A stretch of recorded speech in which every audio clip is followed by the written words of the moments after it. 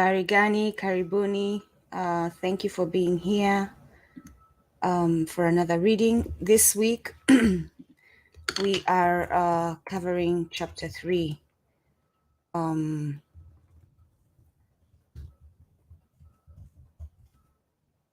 of Baba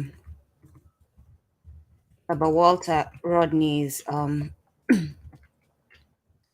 how I'm literally typing it in as I say it, how Europe underdeveloped Africa. Right? And again, I would like to we would like to thank Mama Rodney for the permissions to read this book and get this information to as many people, to the masses, as possible, to those in Africa, to global Africans wherever they may be, so that they can hear this message, understand why their situation is the way it is, what the true cause is. They can understand that these imperialist nations that walk around talking about democracy are not truly about democracy, that these imperialist nations and the private entities that work under them and for them, and sometimes even control their governments, actually, most times they're the ones controlling their governments in this capitalist system, are not truly aiding them, right? That Bill Gates, who's going to Africa talking about aid and helping them, is not truly helping them. Not just him, many others, right? Yeah, Elon Musk is not really helping you. All these people who are 1%ers are not really helping you, because if they really were helping you, they wouldn't be 1%ers. It's logic. They wouldn't be accumulating at the cost of exploiting, by exploiting others. The only reason they are 1%ers is because they have exploited others. They have not shared the wealth that belongs to the globe. It doesn't belong to them. No. We human beings talk about, oh, the land belongs to Kenya, the land belongs to the US. It doesn't. It belongs to Mother Earth. And it's here for all existence, all living creatures, for us to share equitably, which is Ubuntu, right? I am because you are. So we must all take care of each other for our well-being. That's not limited to human beings. It also extends to all nature. So today we dive into chapter 3. Chapter 3 is Africa's contribution to European capitalist development, the pre-colonial period. And that sounds, those of you who argue and say, oh, Africa would not survive without Europe, or what is Africa going to do without the US? The answer might be here for you. But before I dive into that chapter, and as we wait for others to join us, that way they can catch the live, for those who want to catch the live reading, we covered so far a foreword written by Angela Davis, and we did the preface written by Walter himself, and we did the introduction, chapter 1 and chapter 2. And this book, like we've said before, he also mentioned the Afro-American challenge, right? I'm going to quickly read that before we dive into chapter 3, just because a huge number of our community is Afro-American, is residing within the American borders. And Walter has some observations about the challenges that the challenge that you face. The book again is How Europe Underdeveloped Africa. And I'm going to put, actually, I forgot to do this last week. We're going to do this. We're going to practice, and I have stopped calling it collective economics because as I was looking at the meaning of economics, it's very capitalist, right? Someone brought it to my attention and I looked at it and I was like, yeah, this is very capitalist. We're going to figure out what we're going to call it. But it's the idea of a collective being, collective existence, where we ensure that the well-being of all within the community is catered for, before we take on, like, and we don't accumulate at the expense of others. So you as an individual in the community should not have so much that you don't need, while others in that community do not have what they need. And in that spirit, as we say thank you to Mama Rodney, I would like to say, for those of you who can, for those of you who are financially capable, because we are providing these readings for those who are not, for those who cannot afford this book, for those in Africa who are, because of the situation they are in, are just busy trying to put food on their table, just busy trying to survive through the day so that they can see tomorrow. And some of us, we here, especially in the US and in the diaspora, have the luxury where we can afford this book and many other books. And sometimes some of us can afford many copies of this book and the other books that, and next week I should start having all the books that Baba Rodney has written here so that you know what is out there. But I'll share the link, and on the link they have the books. And this is how you can help moving forward, right? Just go to the link, the walterrodneyfoundation.org /take hyphen action. And that is where you'll see what they need support with, right? How you can take action to support the work that Baba Rodney started and that his family continues to this day, and that will continue for generations because we will not let it stop. So if you have the means, because we are providing this book and the words in this book to those who cannot afford to buy it, those of you who can, please support the Walter Rodney Foundation if you can, so that they can continue the work and so that we can also get these books to more people. If you want to donate them to schools, to youth groups, to organizations, to people that you know need to hear this word.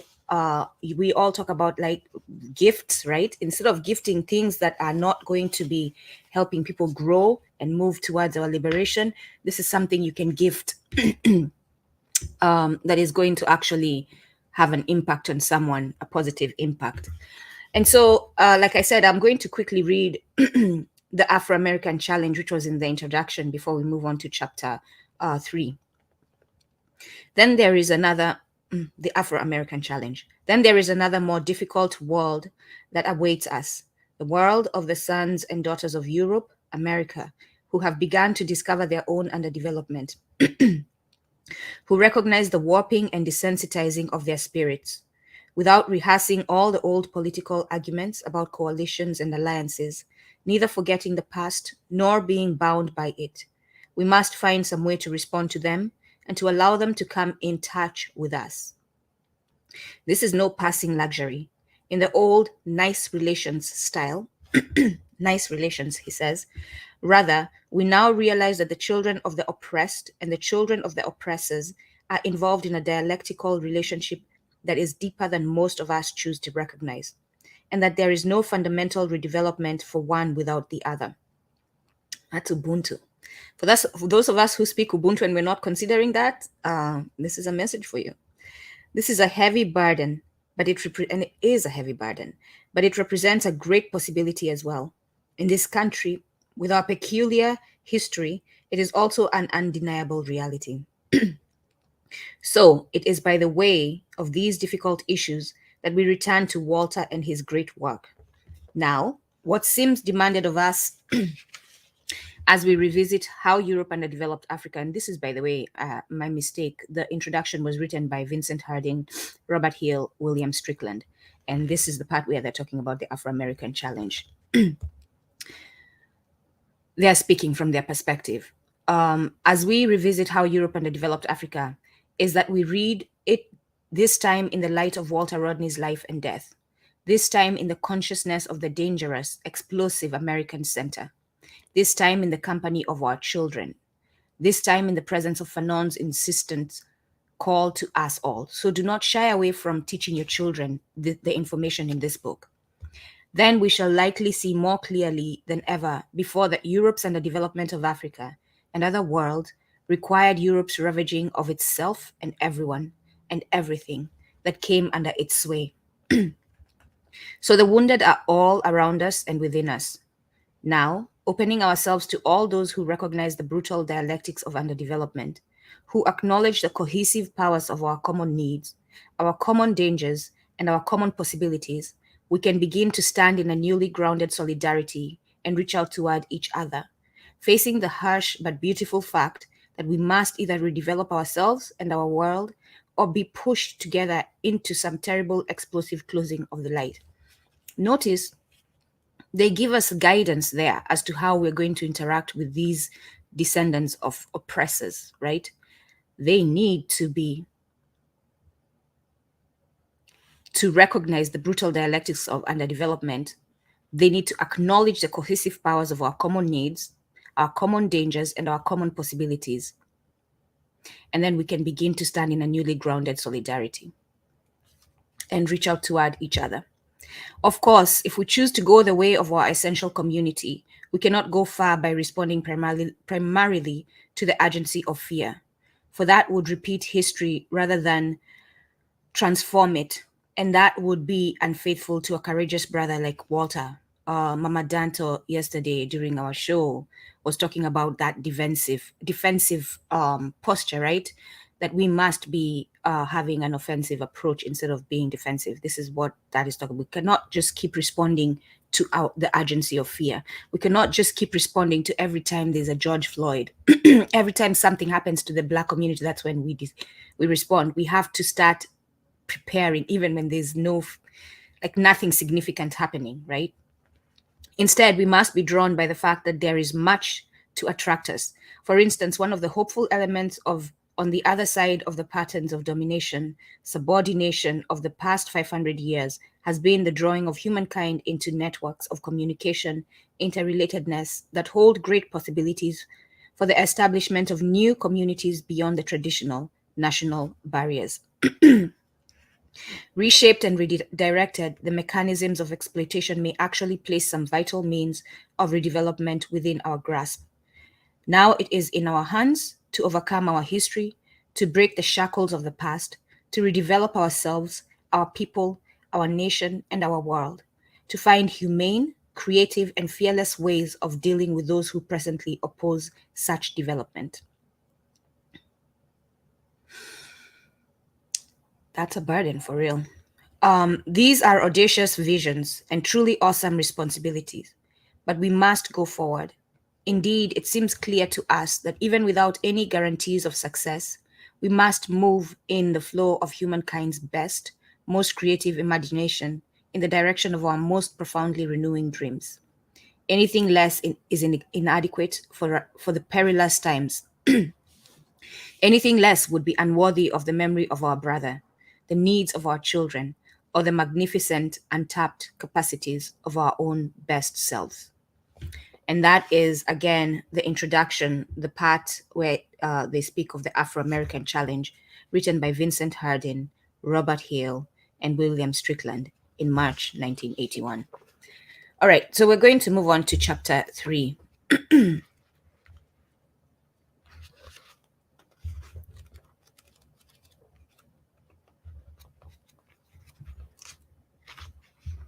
I took the bookmark off. Now I need to find chapter 3. There we go. All right. Africa's contribution to European capitalist development, the pre-colonial period. British trade is a magnificent superstructure of American commerce and naval power on an African foundation. Malachi Postlethwaite, The African Trade, the Great Pillar and Support of the British Plantation Trade in North America, 1745. That's a quote that Walter starts the chapter with, Baba Rodney. If you were to lose each year more than 200 million livres that you now get from your colonies, if you had not the exclusive trade with your colonies to feed your manufacturers, to maintain your navy, to keep your agriculture going, to repay for your imports, to provide for your luxury needs, to advantageously balance your trade with Europe and Asia, then I say it clearly the kingdom would be irretrievably lost. I'll read that one more time. And there's a new word there, to me at least. I think actually I looked it up before, but let's look at that. So that for those who've not encountered that word, and I'm going to confirm the pronunciation before we go on. An old French monetary unit equal to 20 sols, but then a coin representing one livre. So it's currency he's speaking of, right? Former French unit of money of account equal to 1 pound of silver. So if you were to lose each year more than 200 million livres that you now get from your colonies, if you had not the exclusive trade with your colonies to feed your manufacturers, to maintain your navy, to keep your agriculture going, to repay for your imports, to provide for your luxury needs, to advantageously balance your trade with Europe and Asia, then I say it clearly, the kingdom would be irretrievably lost. Bishop Maury of France, in Argument Against France's Ending the Slave Trade and Giving Freedom to its Slave Colonies, presented in the French National Assembly in 1791. And this is interesting that we read this quote with what is happening in West Africa currently, with the relations that they have with the former colony and the current colonizer, France. So if France was to lose Africa, their kingdom would be irretrievably lost, is what he's saying. How Europe became the dominant system of a worldwide trade system. Because of the superficiality of many of the approaches to underdevelopment, and because of resulting misconceptions, it is unnecessary to re-emphasize Baba Rodney has underdevelopment in quotes, right? Because of the superficiality of many of the approaches to underdevelopment, and because of resulting misconceptions, it is necessary, not unnecessary, it is necessary to re-emphasize that development and underdevelopment are not only comparative terms, but that they also have a dialectical relationship one to the other. That is to say, the two help produce each other by interaction. So there has to be one who develops for another to be underdeveloped. So with these imperialist nations going around talking about Africa is underdeveloped, who underdeveloped them? Western Europe and Africa had a relationship which ensured the transfer of wealth from Africa to Europe. The transfer was possible only after trade became truly international. And that takes one back to the late 15th century, when Africa and Europe were drawn into common relations for the first time, along with Asia and the Americas. The developed and underdeveloped parts of the present capitalist section of the world have been in continuous contact for 4.5 centuries. The contention here is that over that period, Africa helped to develop Western Europe in the same proportion as Western Europe helped to underdevelop Africa. The first significant thing about the internationalization of trade in the 15th century was that Europeans took the initiative and went to other parts of the world. No Chinese boats reached Europe. And if any African canoes reached the Americas, as is sometimes maintained, they did not establish two-way links. What was called international trade was nothing but the extension overseas of European interests. In other words, the Africans who came to the Americas, if they did not come to take from the Americas back to Africa. They did not come to exploit. The strategy behind international trade and the production that supported it was firmly in European hands, and specifically in the hands of the sea-going nations from the North Sea to the Mediterranean. They owned and directed the great majority of the world's sea-going vessels, and they controlled the financing of the trade between 4 continents. Africans had little clue as to the tricontinental links between Africa, Europe, and the Americas. Europe had a monopoly of knowledge about the international exchange system seen as a whole, for Western Europe was the only sector capable of viewing the system as a whole. Europeans used the superiority of their ships and cannon to gain control of all the world's waterways, starting with the Western Mediterranean and the Atlantic coast of North Africa. From 1415, when the Portuguese captured Ceuta near Gibraltar, they maintained the offensive against the Maghreb. Within the next 60 years, they seized ports such as Azila, Alcazar, Es Segil, and Tangier and fortified them. By the second half of the 15th century, the Portuguese controlled the Atlantic coast of Morocco and used its economic and strategic advantages to prepare for further navigations, which eventually carried their ships round the Cape of Lad Hope in 1495. After reaching the Indian Ocean, for those of you who talk about there's no enslavement of Africans in East Africa, these Portuguese land in the west of Africa, and they take their ships all the way down to the Indian Ocean. Where is the Indian Ocean? Yeah, that's where it is. And by the way, those of you who've heard me speak, we no longer call it the Indian Ocean because it is not in India, it is in East Africa. We are calling it the East African Ocean, okay? Because we are East Africans, at least I am. In the 17th and 18th centuries, bear with me.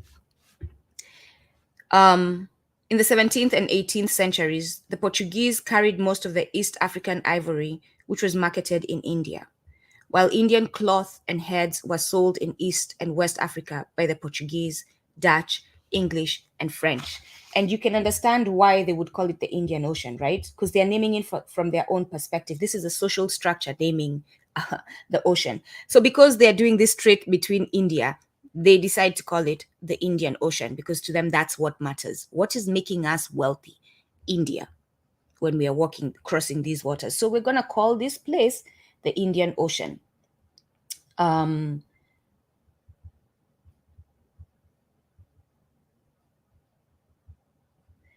Okay. In the 17th and 18th centuries, the Portuguese carried most of the East African ivory, which was marketed in India, while Indian cloth and heads were sold in East and West Africa by the Portuguese, Dutch, English, and French. The same applied to cowrie shells from the East Indies. Therefore, by control of the seas, Europe took the first steps towards transforming the several parts of Africa and Asia into economic satellites. When the Portuguese and the Spanish were still in command of a major sector of world trade in the first half of the 17th century, they engaged in buying cotton cloth in India to exchange for slaves in Africa to mine gold in Central and South America. I will say that one more time so that you see how, and this is a history that we're going to go back and remember, right? We are Kumbukeni, which is the Kiswahili word for remember. And I'm going to just put this in there for those of you who can see the chart.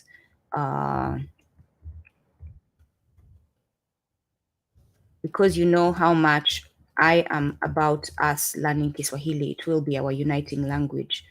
And like I said before, we are teaching it.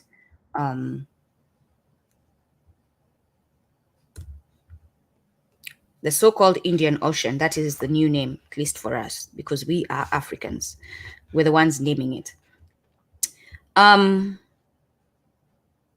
the Portuguese and the Spanish were still in command of a major sector of world trade in the first half of the 17th century, they engaged in buying cotton cloth in India to exchange for slaves in Africa to mine gold in Central and South America. So they're taking them and taking them back to the Americas.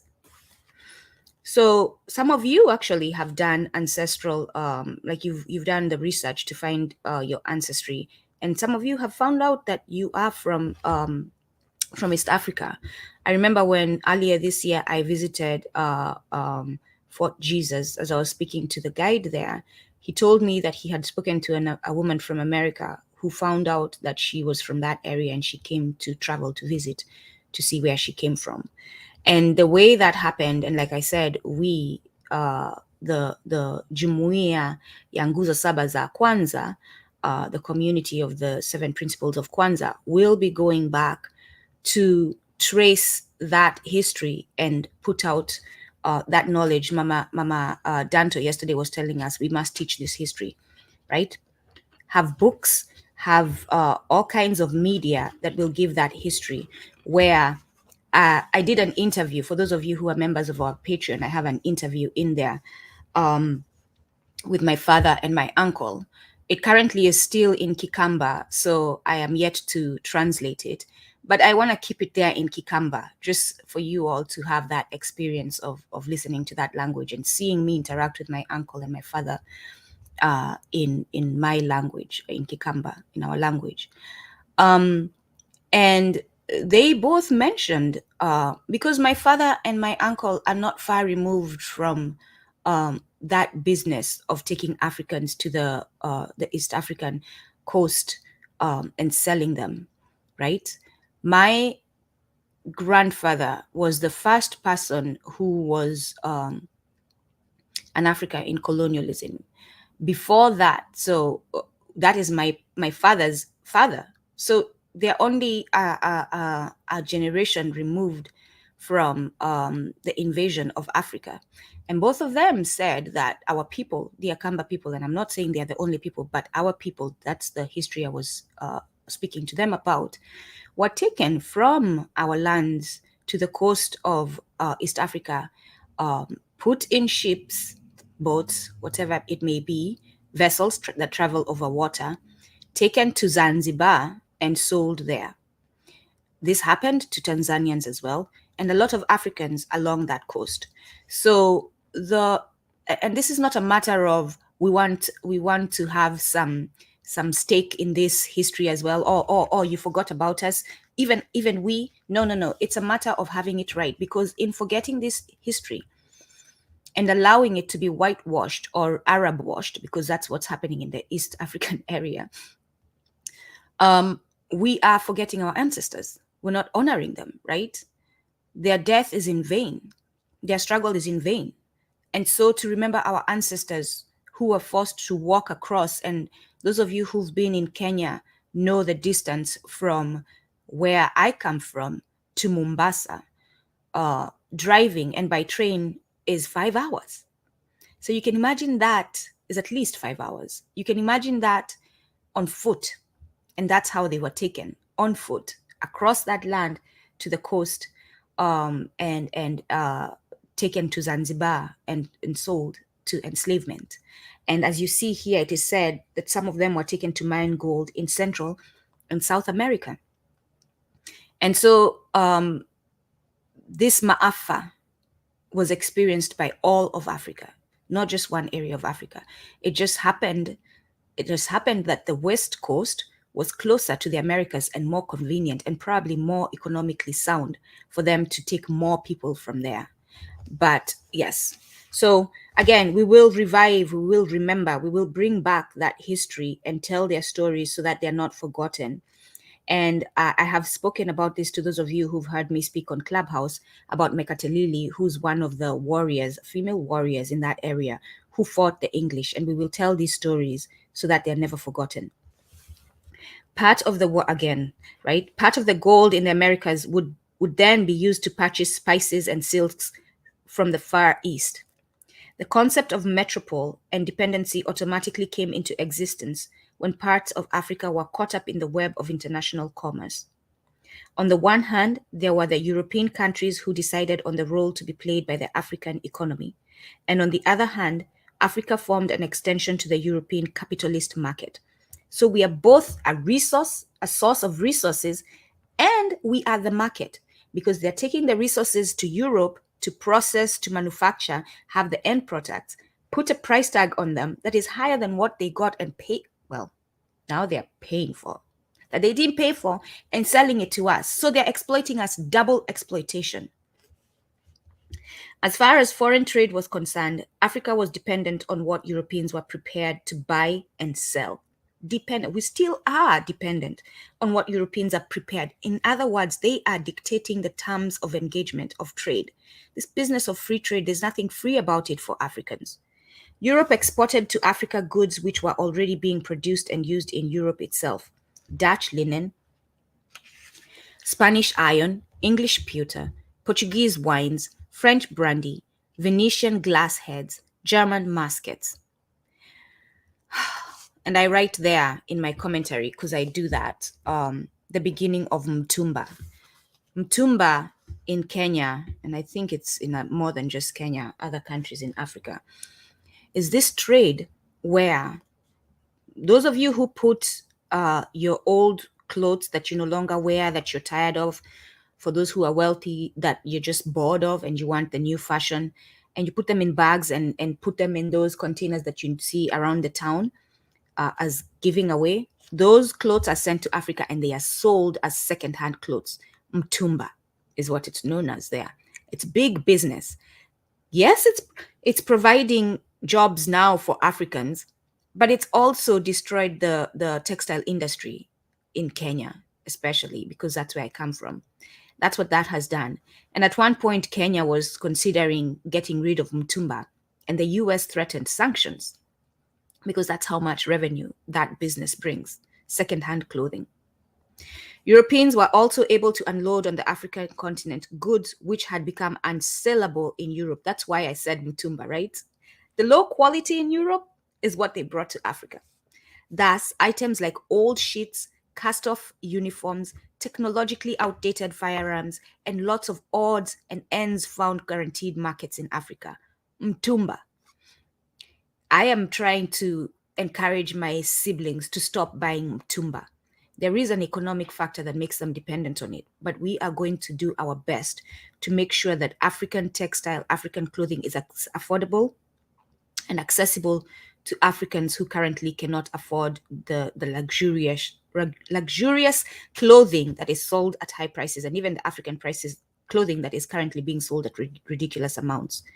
So we must give them an alternative. When Dr. King asked the people in Montgomery to boycott the buses and all that, they provided alternatives. So when we tell our people to stop doing one thing, we must provide alternatives. If we're asking them to stop buying Tumba and to build the economy, the textile industry in Africa, we must find alternatives for them to be able to afford that clothing. Africans slowly became aware of the possibility of demanding and obtaining better imported goods, and pressure was exerted on the captains of European ships. But the overall range of trade goods which left the European ports of Hamburg, Copenhagen, and Liverpool was determined almost exclusively by the pattern of production and consumption within Europe. From the beginning, Europe assumed the power to make decisions within the international trading system. They assumed, right? An excellent illustration of that is the fact that the so-called international law, which governed the conduct of nations on the high seas, was nothing else but European law. The so-called United Nations is nothing else but US nations and friends of the US. Africans did not participate in its making, and in many instances, African people were simply the victims, for the law recognized them only as transportable merchandise. Again, what is oppressive law to the oppressed? If the African slave was thrown overboard at sea, the only legal problem that arose was whether or not the slave ship could claim compensation from the insurers. Above all, European decision-making power was exercised in selecting what Africa should export, in accordance with European needs. Baba Rodney is using past tense here, but we know this practice is currently continuing in Africa. And it reminds me now of the many indictments we have of the US in the UN and the AU. When we talk about we're going to write a letter to the AU, I mentioned this yesterday about the letter that was written by the Haitians to the AU recently about the invasion of Haiti by Kenyan troops. That the AU is not the body that we should be reaching out to, because it's not serving us. And we as Africans who are working towards liberation must figure out how we are going to defend ourselves legally against these people who exploit us and who have a law that does not cover us. right? This law does not advocate for us. It doesn't protect us. It protects them. So how can we live under it? How can we accept to be governed by it? The ships of the Portuguese gave the search for gold the highest priority, partly on the basis of well-known information that West African gold reached Europe across the Sahara, and partly on the basis of guesswork. The Portuguese were successful in obtaining gold in parts of West Africa and in eastern Central Africa, and it was the Gold Coast which attracted the greatest attention from Europeans in the 16th and 17th centuries. The number of forts built there was proof to that effect, and the nations involved included the Scandinavians and the Prussians, Germans, apart from other colonial stalwarts like the British, Dutch, and Portuguese. So now you start getting the names of the criminals, right? You all take notes and put them down when we are going to be asking for reparations or demanding it, not asking. Scandinavians, Prussians, the Germans, the British, the Dutch, the Portuguese. Remember them. Europeans were anxious to acquire gold in Africa because there was a pressing need for gold coin within the growing capitalist money economy. Since gold was limited to very small areas of Africa, as far as Europeans were then aware, the principal export was human beings. Only in a very few places at given times was the export of another commodity of equal or greater importance. For instance, in Senegal there was gum, in Sierra Leone camwood, and in Mozambique ivory. However, even after taking those things into account, one can say that Europe allocated to Africa the role of supplier of human captives to be used as slaves in various parts of the world. And don't you think that that has stopped? The form of it, the way it happens, has stopped. But they are still taking Africans from Africa and are developing Africa through that process. And I am one of those Africans, unfortunately, I will say. The reason I came here was because the economy has been destroyed in Kenya. And I came to study and pursue an opportunity where I would make a living for myself and my family. But at the same time, what is happening that we're not aware of, and we come to find out in hindsight and must correct that, is that they're taking me, my skill, my knowledge, my intelligence from Kenya, where it can benefit Kenya, and bringing it to the US, and it's benefiting US, right? And they're not using that benefit they get from me being here to support Kenya. So Kenya is not getting anything from me being here, right? I mean, they are, but it's not significant compared to what the US gets from the minute. Not just me. Now let's think of the thousands of Africans who are coming to the US, the UK, to Europe, to the West. When Europeans reached the Americas, they recognized its enormous potential in gold and silver and tropical produce. But the potential could not be made a reality without adequate labor supplies. The indigenous Indian population could not withstand new European diseases such as smallpox, nor could they bear the organized toil of slave plantations and slave mines, having barely emerged from the hunting stage. That is why in islands like Cuba, Hispaniola, the local Indian population was virtually wiped out by the invaders. At the same time, Europe itself had a very small population and could not afford to release the labor required to tap the wealth of the Americas. So let's not forget, as we read that the Americas do not belong to the current occupiers.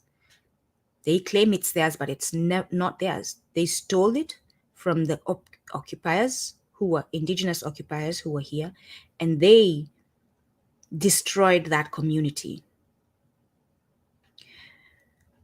That is why in islands like Cuba and Hispaniola, the local Indian population was virtually wiped out by the white invaders. At the same time, Europe itself had a very small population and could not afford to release the labor required to tap the wealth of the Americas. Therefore, they turned to the nearest continent, Africa, which incidentally had a population accustomed to settled agriculture and disciplined labor in many spheres. Those were the objective conditions lying behind the start of the European slave trade, And those are the reasons why the capitalist class in Europe used their control of international trade to ensure that Africa specialized in exporting captives. So they did not come to civilize us. Obviously, if Europe could tell Africans what to export, that was an expression of European power. However, give me 1 second, real quick. Just real quick. We're going to take a quick break, and then we're going to come back to that.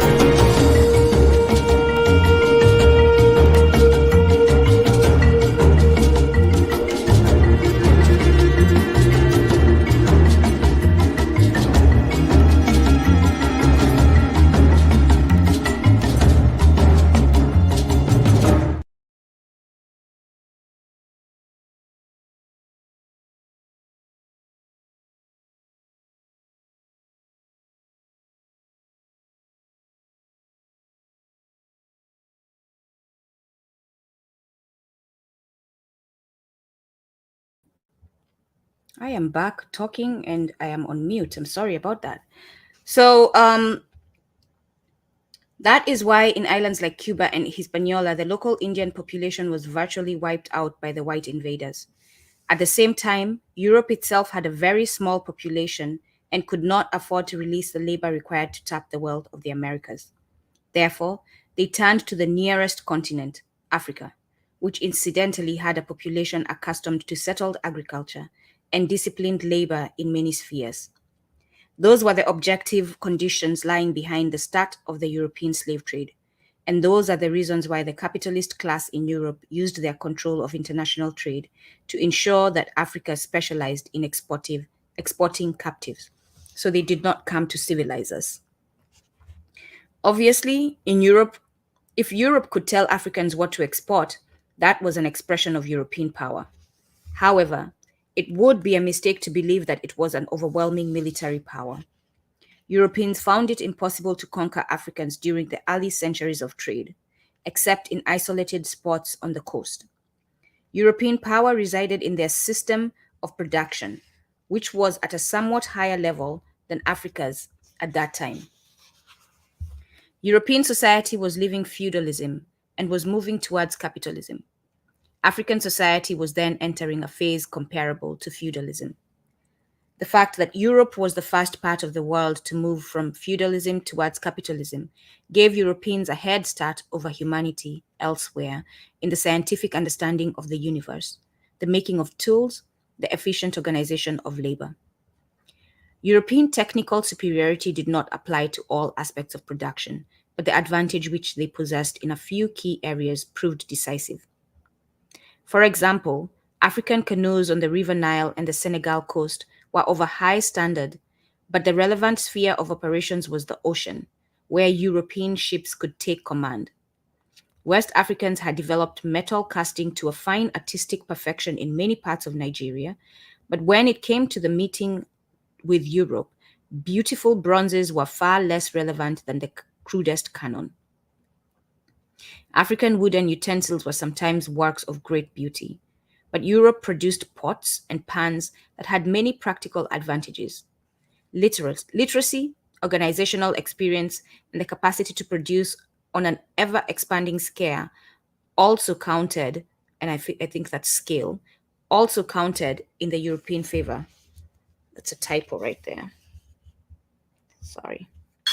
European manufacturers in the early years of trade with Africa were often of poor quality, but they were of new varieties and were found attractive. Esteban Montejo, an African who ran away from a Cuban slave plantation in the 19th century, recalled that his people were enticed into slavery by the color red. He said, "It was the scarlet which did for the Africans. Both the kings and the rest surrendered without a struggle.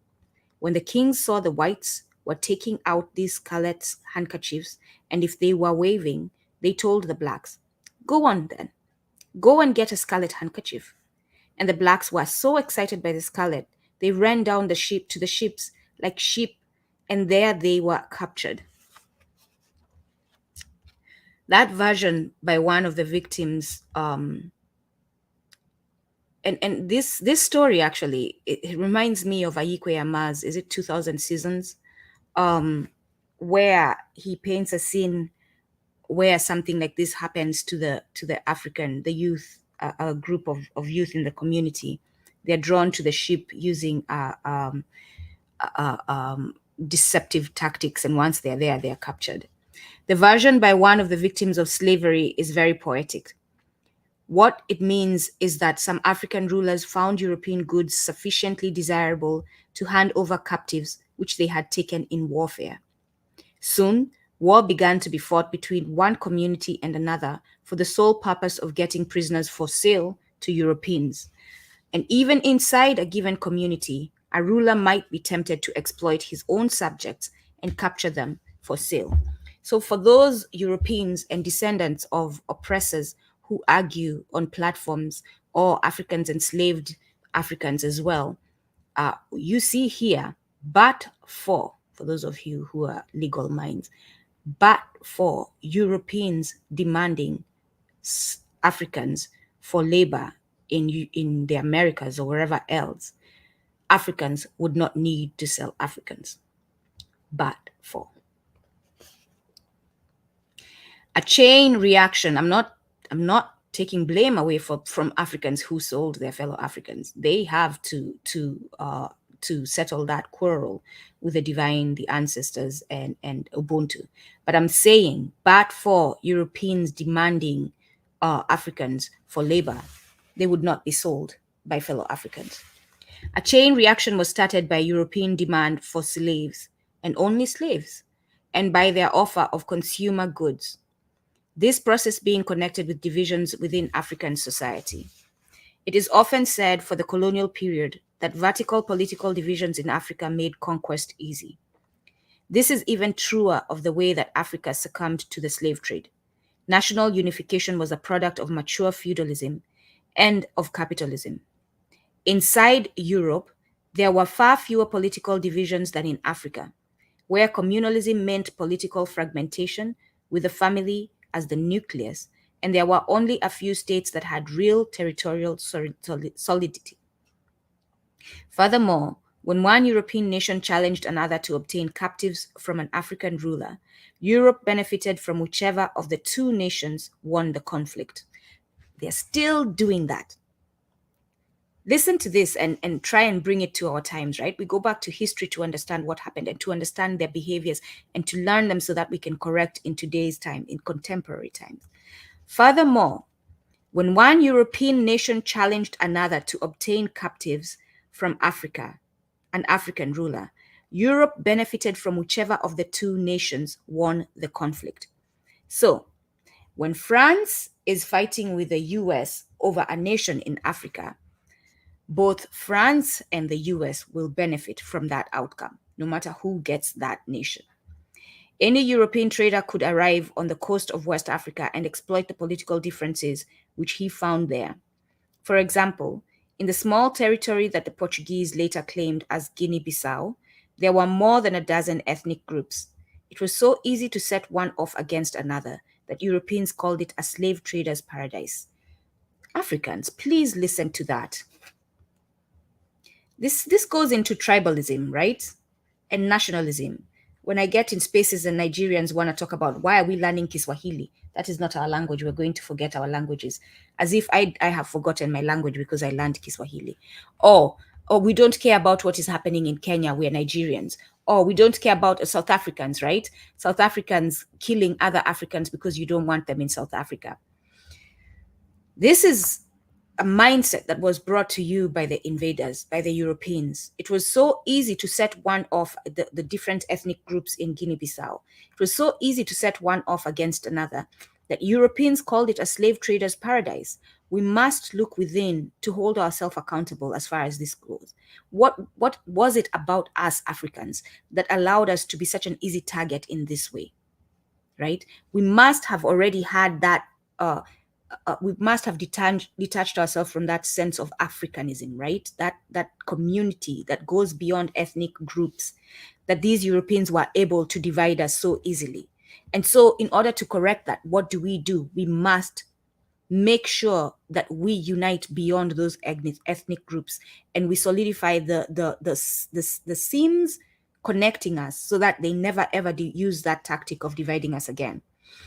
So, which is why we insist on Pan-Africanism or African internationalism. We're all Africans. You will rarely hear me, and I only use it when necessary, talking about I'm a Kenyan in groups and in community. I'm a Kenyan. No, I'm an African. I'm an African before I am a Kenyan. I am an African. Although class divisions were not pronounced in African society, they too contributed to the ease with which Europe imposed itself commercially on large parts of the African continent.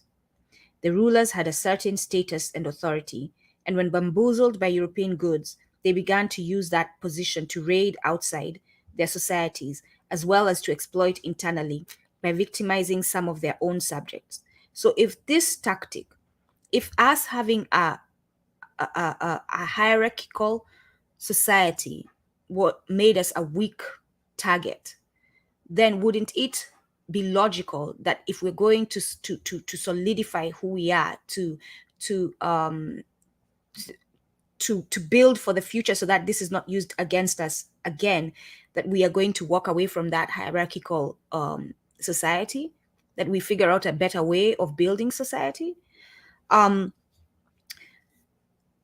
In the simplest of societies where there were no kings, it proved impossible for Europeans to strike up the alliance which was necessary to carry on a trade in captives on the coast. Listen to that, as I told you, like that's what I just literally said. In the simplest of societies where there was no hierarchy, basically, where there were no kings, it proved impossible for Europeans to strike up the alliance which was necessary to carry on a trade in captives on the coast.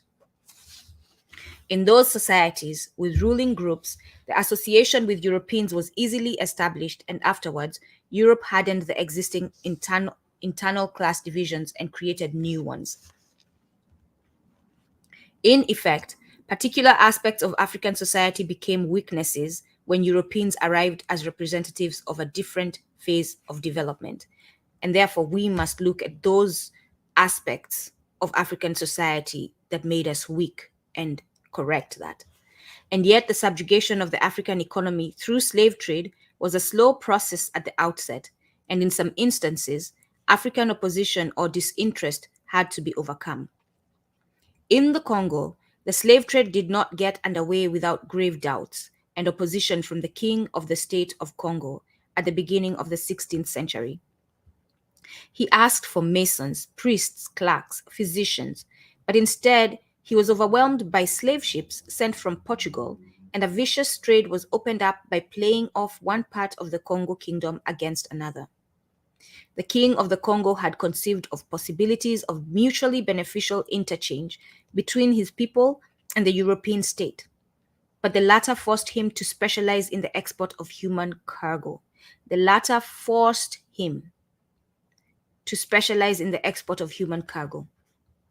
It is also interesting to note that while the Oba, the king of Benin, was willing to sell a few female captives, it took a great deal of persuasion and pressure from Europeans to get him to sell male African prisoners of war, who would otherwise have been brought into the ranks of Benin society. Once trade in slaves had been started in any given part of Africa, it soon became clear that it was beyond the capacity of any single African state to change the situation. It was beyond the capacity of any single African state to change the situation. So how do we correct that? We unite. We don't move as single African states. We move as united African.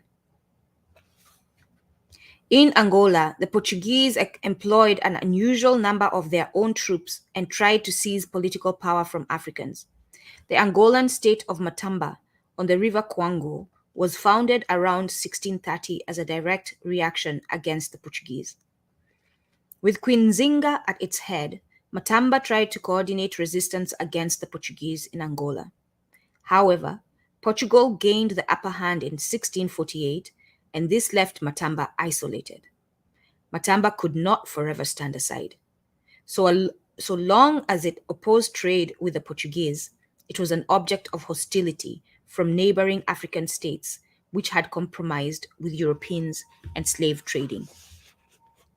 So in 1656, Queen Zinga resumed business with the Portuguese, a major concession to the decision-making role of Europeans within the Angolan economy. Another example of African resistance during the course of the slave trade comes from the Baga people in what is now the Republic of Guinea. The Baga lived in small states, and in about 1720, one of their leaders, Tomba by name, aimed at securing an alliance to stop the slave traffic. He was defeated by local European resident traders, mulattoes, and other slave trading Africans. It is not difficult to understand why Europeans should have taken immediate steps to see that Tomba and his Baga followers did not opt out of the role allocated to them by Europe. A parallel which presents itself in the manner in which Europeans got together to wage the Opium War, that's in quotes, against China in the 19th century to ensure that Western capitalists would make profit while the Chinese were turned into dope addicts. Of course, it is only as a last resort that the capitalist metropoles need to use armed force to ensure the pursuit of favorable policies in the dependent areas. Normally, economic weapons are sufficient. In the 1720s, Dahomey, and note that because that is being used currently against us, economic weapons, right? The IMF currently economic weapon, the World Bank economic weapon, the World Trade Organization economic weapon, free trade economic weapon. In the 1720s, Dahomey opposed European slave traders and was deprived of European imports, some of which had become necessary by that time. Agaja Trudeau, Dahomey's greatest king, appreciated that European demand for slaves and the pursuit of slaving in and around Dahomey was in conflict with Dahomey's development. Between 1724 and 1726, he looted and burned European forts and slave camps, and he reduced the trade from the slave coast to a mere trickle by blocking the paths leading to sources of supply in the interior. European slave dealers were very bitter, and they tried to sponsor some African collaborators against Agaja Trudeau. You betrayers in Africa who are being paid to betray your fellow brothers and sisters. This is where it begins. They failed to unseat him or to crash the Dahomean state. But in turn, Agaja failed to persuade them to develop new lines of economic activity, such as local plantation agriculture. And being anxious to acquire firearms and cowries through the Europeans, he had to agree to the resumption of slave trading in 1730. I will say again, but for the Europeans, there would be no need for Africans to sell fellow Africans. After 1730, Dahomean slaving was placed under royal control and was much more restricted than previously. Yet, the failure of this determined effort demonstrated that a single African state at that time could not emancipate itself from European control. Again, calling for African unity if we're going to fight the imperialists. The small size of African states and the numerous political divisions made it so much easier for Europe to make the decisions as to Africa's role in world production and trade. Many guilty consciences have been created by the slave trade. The blame can go around.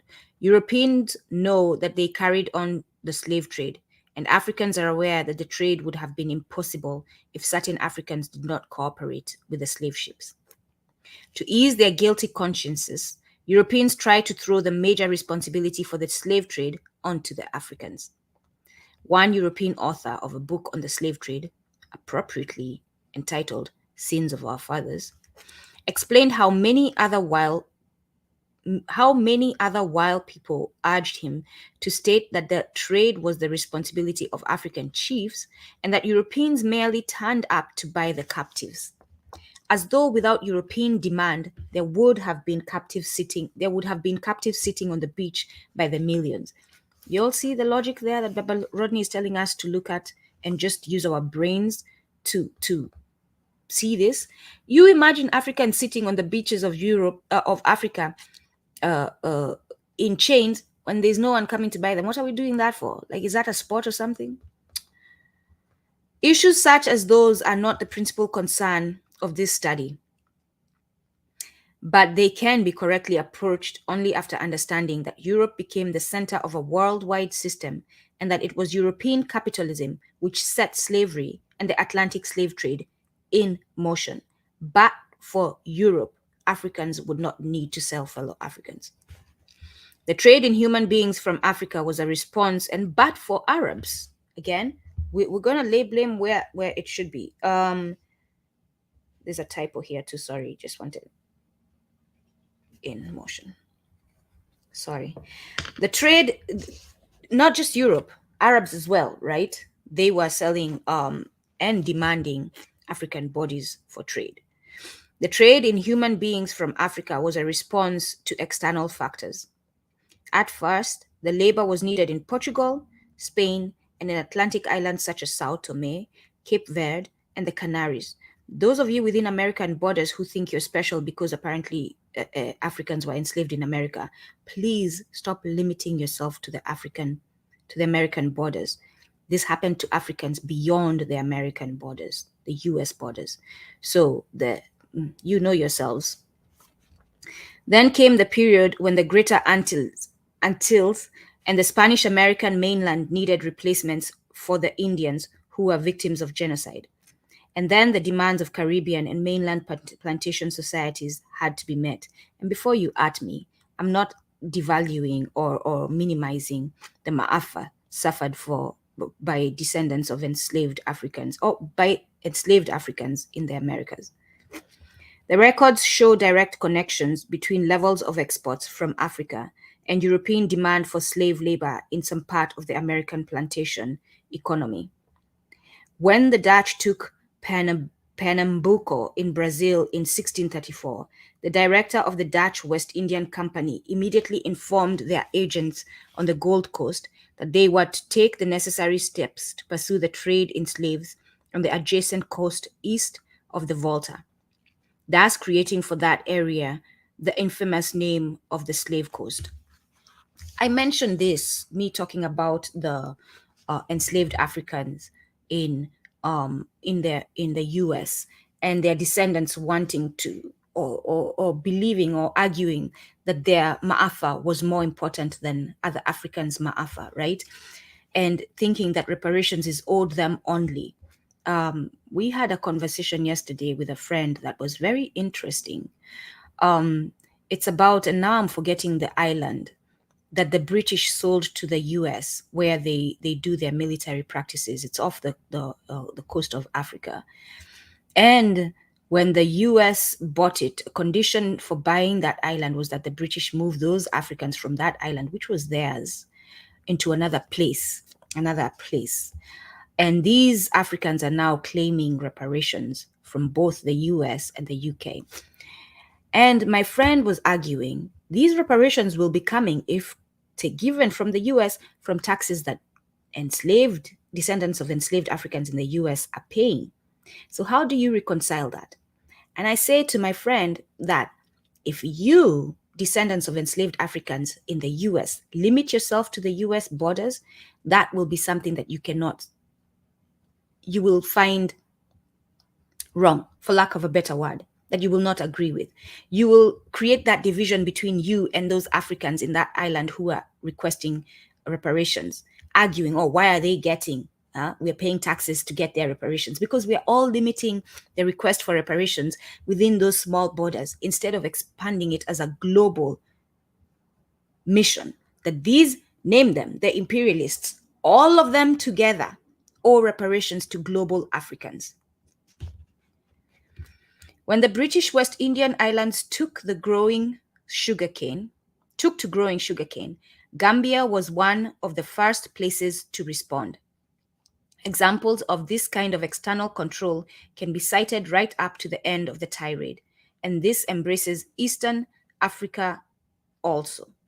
Since European markets in the Indian Ocean islands became important in the 18th and 19th centuries, and since demand in places like Brazil caused Mozambicans to be shipped around the Cape of Good Hope. So Africans were enslaved from East Africa as well, for those of you who don't know. Africa's contribution to the economy and beliefs of early capitalist Europe. The kinds of benefits which Europe derived from its control. Is that the island, Chagos? We'll talk when I finish reading. We can look up the island. I forget it.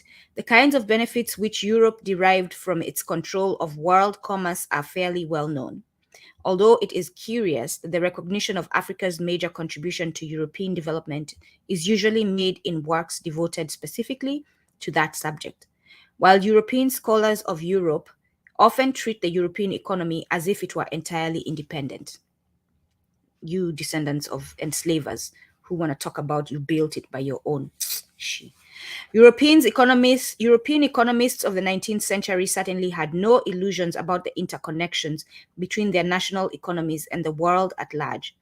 J.S. Mill, as spokesman for British capitalism, said that as far as England was concerned, the trade, in quotes, open quote, the trade of the West Indies is hardly to be considered as external trade, but more resembles the traffic between town and country, close quote, end quote. By the phrase, in quotes, trade of the West Indies, Mill meant the commerce between Africa, England, and the West Indies, because without African labor, the West Indies were valueless.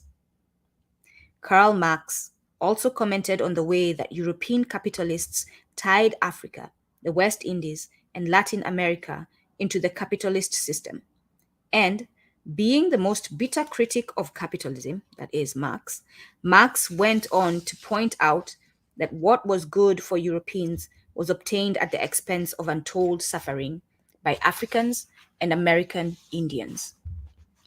Marx noted that the discovering of gold and silver in America and the extirpation, enslavement, and entombment in minds of the Aboriginal population, the turning of Africa into a commercial warren for the hunting of black skins signalized the rosy dawn of the era of capitalist production. We made you, Europeans. Some attempts have been made to quantify the actual monetary profits made by Europeans from engaging in the slave trade. The actual dimensions are not easy to fix, but the profits were fabulous.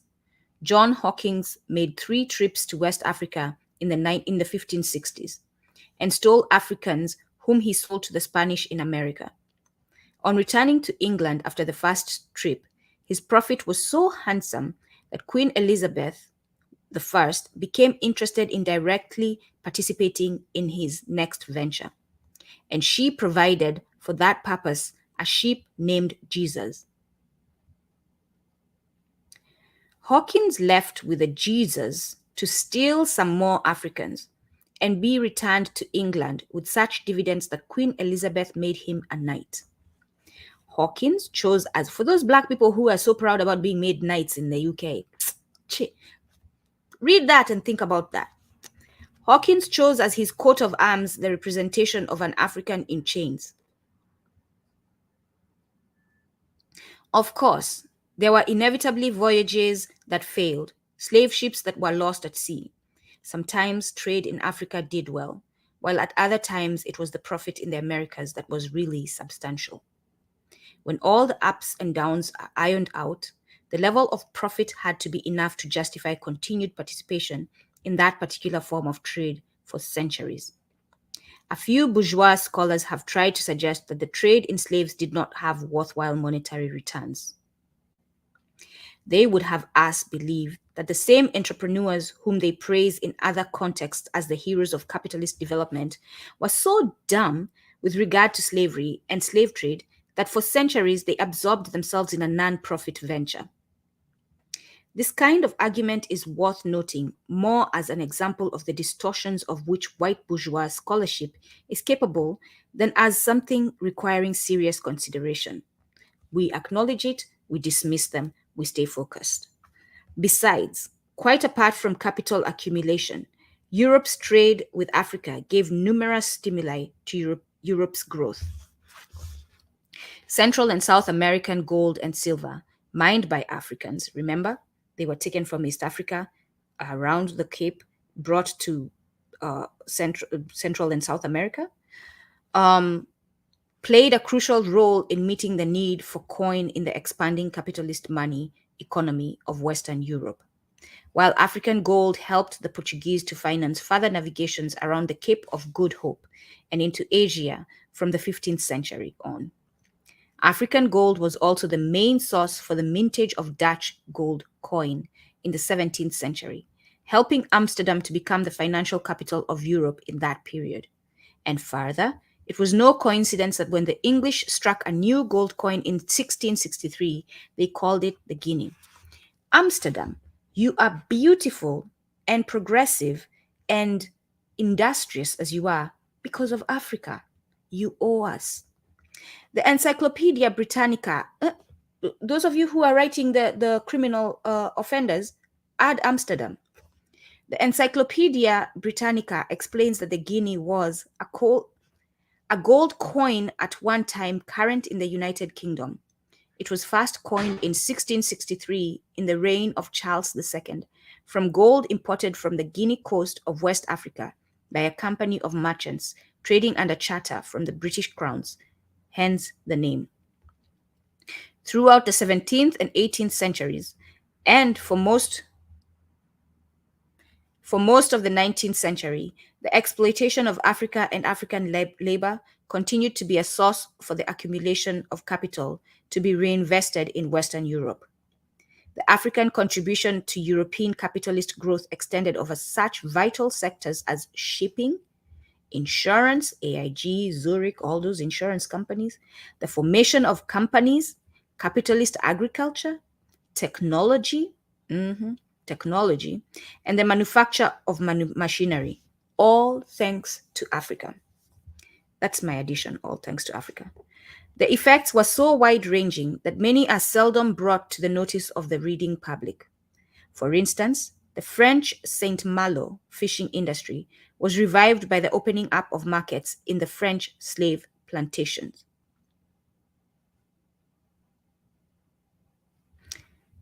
So, the French fishing industry was revived because there were markets where they were enslaving Africans. While the Portuguese in Europe depended heavily on dyes like indigo, camwood, Brazil wood, and cochineal, and someone can tell us how we pronounce that, genial, brought from Africa and the Americas. Gum from Africa also played a part in the textile industry, which is acknowledged as having been one of the most powerful engines of growth within the European economy. The textile industry in Europe, that people, Africans now want to say, oh, I want to buy fabric from Europe. I want to buy. It's coming from your gum in Africa. Then there was the export of ivory from Africa, enriching many merchants in London's Mincing Lane, and providing the raw material for industries in England, France, Germany, Switzerland, and North America, producing items ranging from knife handles to piano keys. So when these people talk about, oh, they want to catch poachers, they are the ones who caused poachers. But for European demand for ivory, we would have no poachers. Africa's being drawn into the orbit of Western Europe speeded up the latter's technological development.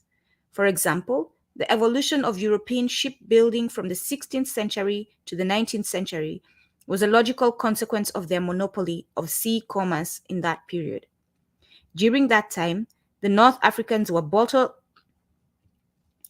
up in the Mediterranean, and although it was from them that Europeans initially borrowed a great deal of nautical instrumentation, catch that please, they borrowed the nautical instrumentation from Africans. The North Africans made no further worthwhile advances. Where the original European advantage was not sufficient to assure supremacy, they deliberately undermined other people's efforts. The Indian Navy, for instance, suffered from the rigid enforcement of the English navigation laws. Yet, the expenses involved in building new and better European ships were met from the profits of overseas trade with India and Africa. The Dutch were pioneers in improving upon the caravels which took the Spanish and Portuguese out across the Atlantic, and the successive Dutch trading companies operating in Asia, Africa, and America were the ones responsible for experimentation. By the 18th century, the British were using Dutch know-how as a basis for surpassing the Dutch themselves, and the Atlantic was their laboratory. It still is. It used to be said that the slave trade was a training ground for British seamen. It is probably more significant to note that the Atlantic trade was the stimulator of consistent advances in naval technology. The most spectacular feature in Europe which was connected with African trade was the rise of seaport towns, notably Bristol, Liverpool, Nantes, Bordeaux, and Seville. Directly or indirectly connected to those ports, there often emerged the manufacturing centers which gave rise to the Industrial Revolution. In England, it was the county of Lancashire which was the first center of the Industrial Revolution, and the economic advance of Lancashire depended first of all on the growth of the port of Liverpool through slave trading. I mean, what are we arguing about? Africa built Europe. The connections between slavery and capitalism in the growth of England is adequately documented by Eric Williams in his well-known book, Capitalism and Slavery. Williams gives a clear picture of the numerous benefits which England derived from trading and exploiting slaves. And he identified by name several of the personalities and capitalist firms who were the beneficiaries. As you take note on the list of the people who owe us reparations, that's a book that you should look at. Capitalism and Slavery by Eric Williams. Outstanding examples are provided in the persons of David and Alexander Barclay, who were engaging in slave trade in 1756 and who later used the loot to set up Barclays Bank. I have mentioned Barclays Bank before. When I talk about these people need to leave Africa, Barclays Bank is one of them. So Barclays Bank, that refuses to give loans to Africans, was built through African labor and African resources. There was a similar progression in the case of Lloyd's. Your Londoners, here goes your Lloyd's. From being a small London coffee house, to being one of the world's largest banking and insurance houses, after dipping into profits from slave trade and slavery. Then there was James Watt, expressing eternal gratitude to the West Indian slave owners who directly financed his fatuous steam engine and took it from the drawing board to the factory. A similar picture would emerge from any detailed study of French capitalism and slavery. And for those of you, that last paragraph there, for those of you who want to separate these imperialist nations, from the private businesses from those nations, this should be a lesson for you. They're not different.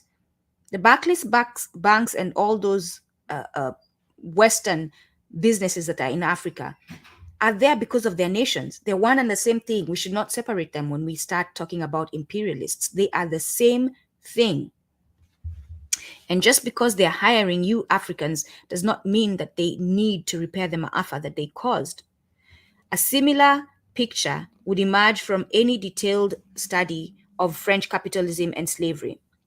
Given the fact that during the 18th century, the West Indies accounted for 20% of France's external trade, much more than the whole of Africa in the present century.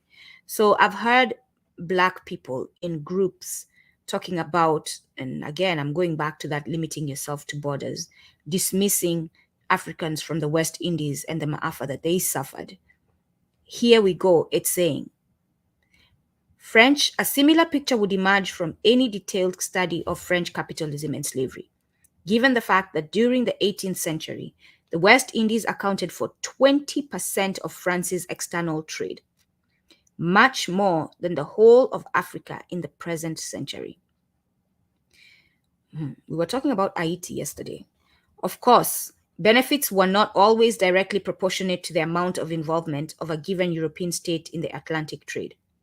The enormous profits of Portuguese overseas enterprise passed rapidly out of the Portuguese economy into the hands of the more developed Western European capitalist nations who supplied Portugal with the capital, ships, and trade goods.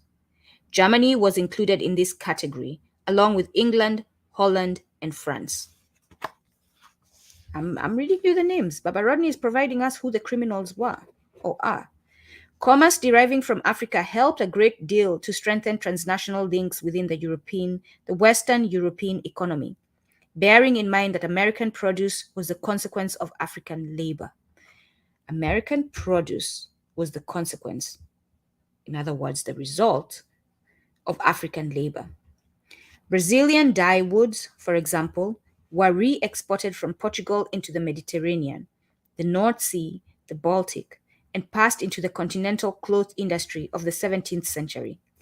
Sugar from the Caribbean was re-exported from England and France to other parts of Europe to such an extent that Hamburg in Germany was the biggest sugar refining center in Europe in the first half of the 18th century. Germany supplied manufacturers to Scandinavia, Holland, England, France, and Portugal for resale in Africa. England, France, and Holland found it necessary to exchange various classes of goods, the better to deal with Africans for gold, slaves, and ivory. The financiers and merchants of Genoa were the powers behind the markets of Lisbon and Seville, while Dutch bankers played a similar role with respect to Scandinavia and England.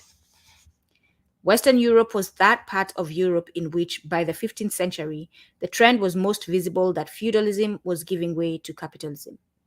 In brackets, in Eastern Europe, feudalism was still strong in the 19th century.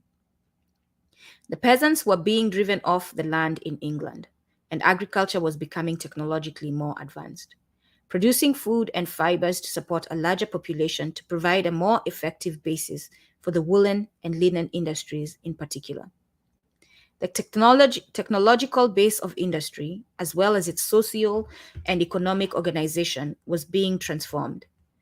African trade speeded up several aspects, including the integration of Western Europe, as noted above. That is why the African connection contributed not merely to economic growth, which relates to quantitative dimensions, but also to real development in the sense of increased capacity for further growth independence.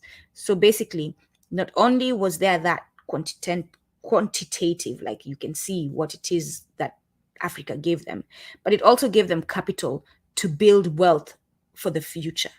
It enabled them to grow. In speaking of the European slave trade, mention must be made of the United States. Mention must be made of the United States, not only because its dominant population was European, but also because Europe transferred its capitalist institutions more completely to North America than to any other part of the globe, and established a powerful form of capitalism.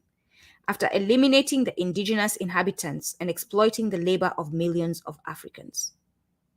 Like other parts of the New World, the American colonies of the British Crown were used as means of accumulating primary capital for the re-export of Europe to Europe. But the northern colonies also had direct access to benefits from slavery in the African American South and in the British and French West Indies. So again, do not limit the Maafa within the US borders. It extended beyond that. Being done by those who currently call themselves Americans, who were Europeans. As in Europe, the profits made from slavery and slave trade went firstly to commercial ports and industrial areas, which meant mainly the northeastern seaboard district known as New England and the state of New York. The Pan-Africanist W.E.B. Du Bois, in a study of the American slave trade, quoted a report in 1862 as follows. The number of persons engaged in the slave trade and the amount of capital embarked in it exceed our powers of calculation. The city of New York has been, until of late, 1862, the principal port of the world for this infamous commerce, although the cities of Portland and Boston are only second to her in that distribution. New York was receiving Africans who were enslaved. New York, we talk about the Wall Street. It's the Wall Street because that there was the wall there where Africans were placed and sold, put up for sale. Those of you who visit, those of you who live in New York, you want to learn a little bit about this history of enslavement of Africans in New York. You can go to the African burial grounds. You'll learn a little bit about it there. African burial grounds is in the financial district in New York, right by the courts, right by where the immigration building is. Those of you who go for immigration, in New York. American economic development up to mid-19th century rested squarely on foreign commerce, of which slavery was a pivot. In the 1830s, slave-grown cotton accounted for about half the value of all exports from the United States of America. Furthermore, in the case of the American colonies of the 18th century, it can again be observed that Africa contributed in a variety of ways, one thing leading to another.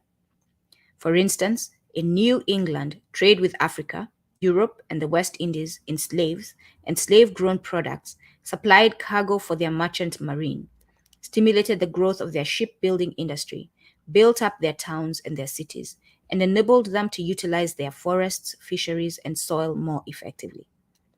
Finally, it was the carrying trade between the West Indian slave colonies and Europe which lay behind the emancipation of the American colonies from British rule.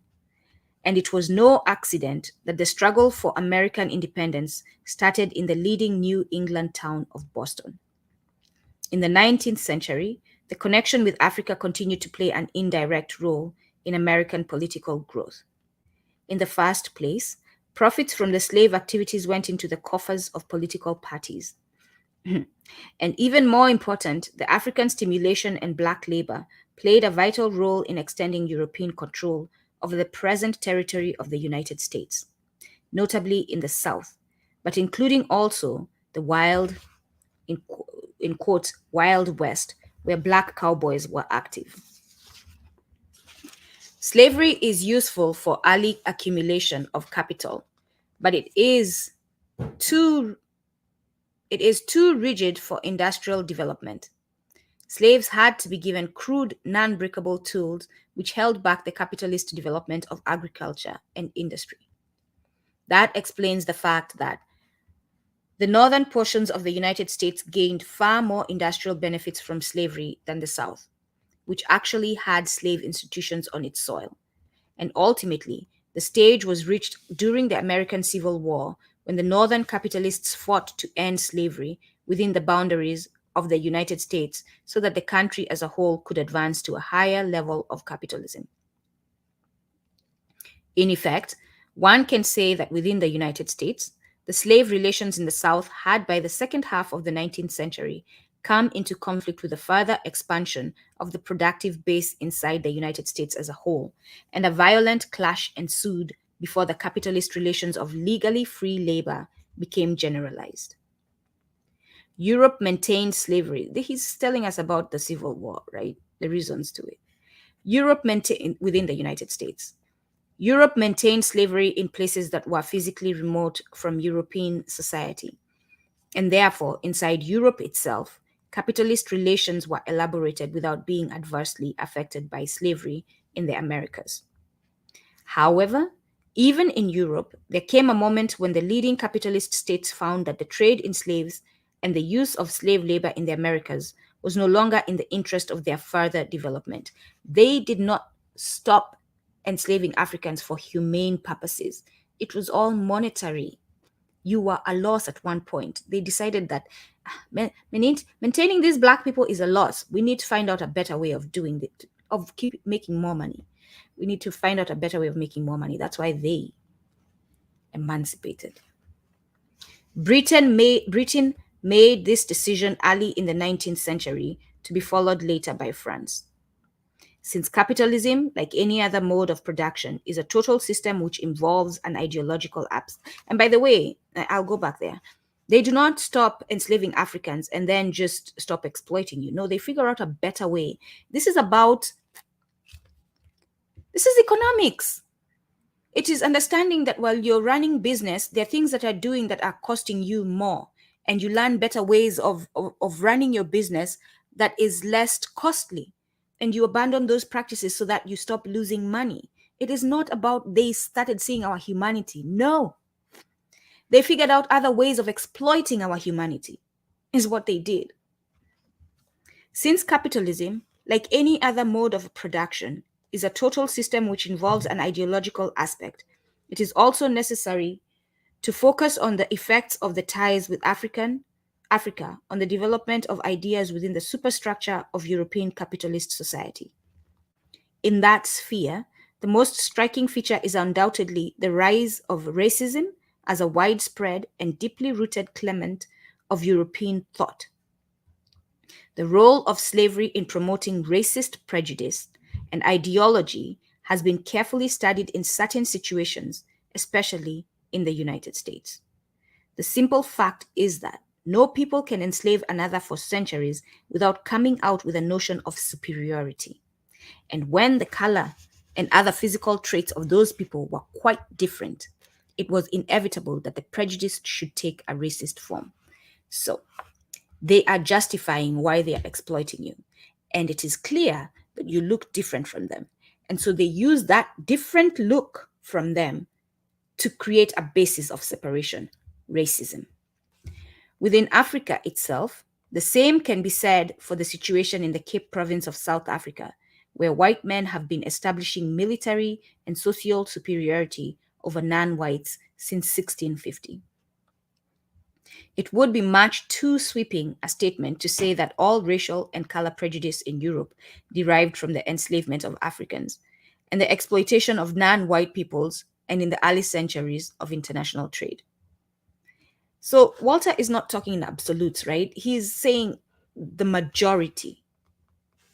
There was also anti-Semitism at an even earlier date inside Europe. And there is always an element of suspicion and incomprehension when peoples of different cultures come together.